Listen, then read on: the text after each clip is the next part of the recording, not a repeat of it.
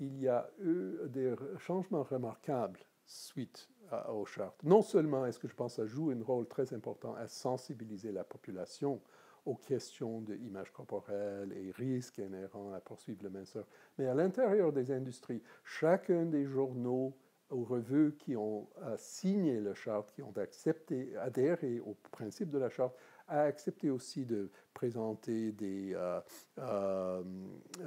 revues sur la mode qui favorisaient la diversité, d'utiliser les mannequins de tailles diverses. Certaines écoles ont commencé à introduire des ateliers de prévention et des connaissances sur le risque de développement des troubles de l'alimentation. Où il y a des écoles de design, on encourageait les étudiants de penser en termes de comment développer des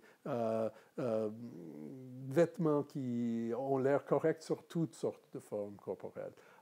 Certains des détaillants se sont engagés pour assurer pour faire un engagement de ne jamais utiliser les moyens de retoucher des photos comme le Photoshop ou autre chose.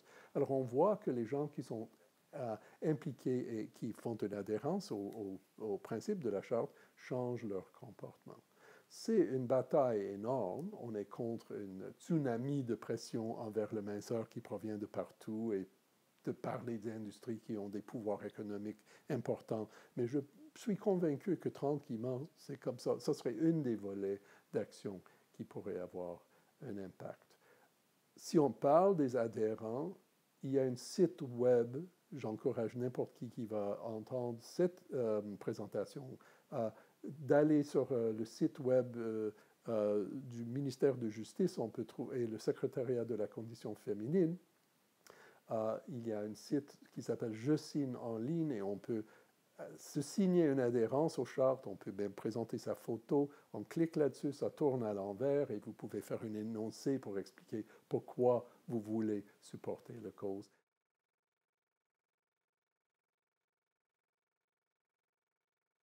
Il ne faut jamais croire que les problèmes d'image corporelle ou les troubles de l'alimentation sont que des problèmes féminins. C'est vrai que traditionnellement, ça atteint une plus grande proportion de femmes que d'hommes ou filles que de garçons, mais on voit les troubles identiques chez les mâles, anorexie, boulimie, hyperphagie boulimique, dans les formes classiques. Et s'il y a une groupe chez qui on a une croissance franche de la prévalence des troubles de l'alimentation, c'est chez les garçons et les hommes. Et je pense que ça reflète le fait que les pressions culturelles envers le contrôle du taille et du conditionnement physique deviennent de plus en plus lourdes pour les mâles. Alors, et dans le même sens, le charte n'est pas juste pour les femmes et les filles non plus.